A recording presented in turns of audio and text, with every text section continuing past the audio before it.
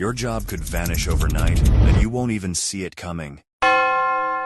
What do you do for a living? Think about that answer for a second, because whatever it is, doctor, lawyer, accountant, engineer, teacher, designer, programmer, manager, the next 5 years will change it beyond recognition. And for a large number of people alive today, it won't just change, it will disappear entirely. This is not a prediction. It is already happening. And the people it is happening to didn't see it coming either. In 2013, 2 Oxford researchers named Carl Benedict Frey and Michael Osborne published a study that sent shockwaves through every major economics department in the world. Their conclusion: 47% of all jobs in the United States were at high risk of automation within the next 2 decades. At the time, most people dismissed it. Economists argued that technology always creates more jobs than it destroys. Politicians changed the subject, and workers went back to their desks. That was 12 years ago. Since then, every single trend that study identified has accelerated, not gradually, exponentially. The AI systems available today are not the clunky automation tools of the early 2010s. They read, write, reason, diagnose, design, negotiate, and create. They pass medical licensing exams.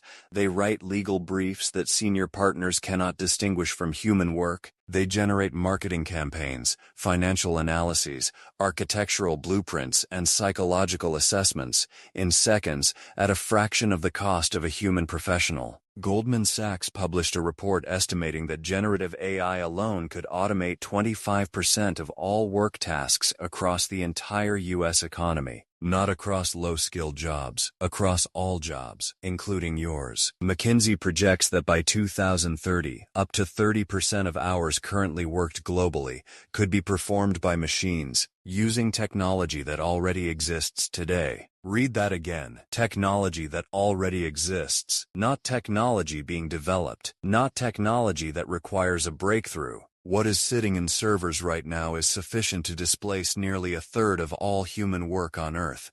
So why doesn't it feel like a crisis yet? Because economic disruption doesn't announce itself. It accumulates quietly, then arrives all at once. The textile workers of 19th century England didn't experience a sudden catastrophe on a single morning. They watched their income erode year by year, order by order, until one day the mills that replaced them were simply part of the landscape, and their skills were simply irrelevant. We are in the erosion phase right now. Most people can feel something is wrong without being able to name it. The junior lawyer who notices that research tasks that once took a week now take an afternoon with AI assistance. The graphic designer who sees clients requesting AI-generated concepts before coming to her for refinement, if they come at all. The accountant whose firm just announced it is reducing entry-level hiring by 40%. The journalist who watches publication after publication replace staff writers with AI content pipelines. These are not isolated anecdotes. They are the early signals of a structural transformation that economists are now openly calling the most significant labor market disruption in human history. And here is the part that makes this different from every previous technological revolution.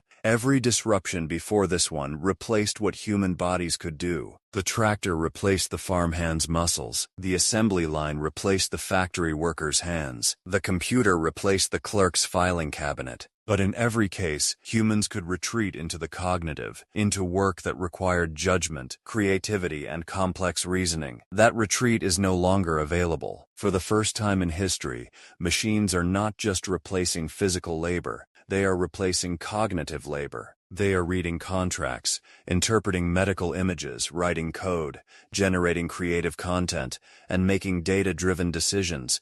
The exact tasks that educated professionals spent years and hundreds of thousands of dollars in tuition training themselves to perform. This creates a problem no previous generation of workers has ever faced. The skills that guaranteed your economic survival may become worthless not because you failed to develop them, but because a machine can now perform them faster, cheaper, and at unlimited scale. IBM's Institute for Business Value surveyed 3,000 CEOs across 28 countries. The results were stark. 40% said they expected AI to replace workers at their organizations within 3 years. Not augment workers, replace them. 87% plan to automate tasks currently performed by humans. These are not the projections of alarmist academics. These are the stated intentions of the people who sign the paychecks. So what does survive? The jobs that will endure share something in common. They require what researchers now call uniquely human capital, the ability to navigate genuine uncertainty, to make moral judgments that cannot be reduced to an algorithm, to build trust through authentic relationships, to ask questions no one has thought to ask yet, and to work creatively in spaces where there is no established pattern to follow. The surgeon who can operate a robot is more valuable than the surgeon who cannot. The lawyer who uses AI to research 10,000 cases in an hour and then applies human judgment to craft a strategy is worth more than the lawyer who resists the tool entirely. The teacher who develops human potential, curiosity, resilience, emotional intelligence, ethical reasoning, will be irreplaceable in a world where content delivery has been fully automated. The question is not whether your career will change. It will. The question is whether you are adapting fast enough to be on the right side of that change when it arrives. Because here is what the data shows about people who thrive during technological disruptions. They are almost never the most specialized in the old system. They are the ones who stayed curious, who crossed disciplines, who built human skills alongside technical ones, who understood that in a world where machines produce infinite content, the scarce resource is not information, it is wisdom, judgment, trust, the ability to be genuinely, irreplaceably human in a room full of people who need exactly that. The end of careers as we know them is not the end of work. It is the end of the assumption that a credential, a title, and a set of repeatable skills will protect you for a lifetime. That contract between education and employment, the one your parents' generation relied on, has already been broken. Most people just haven't received the memo yet. You have 5 years, probably less. The window to adapt is open right now, not because the disruption is far away, but because it is close enough that the decisions you make today will determine which side of it you end up on. The machines are not coming for your job. For many of you, they are already here. The only question that remains is this: what kind of human are you becoming? And is that something a machine could ever truly replace? Let me know in the comments what career you're in and whether you think it survives the next 5 years. I read every single one.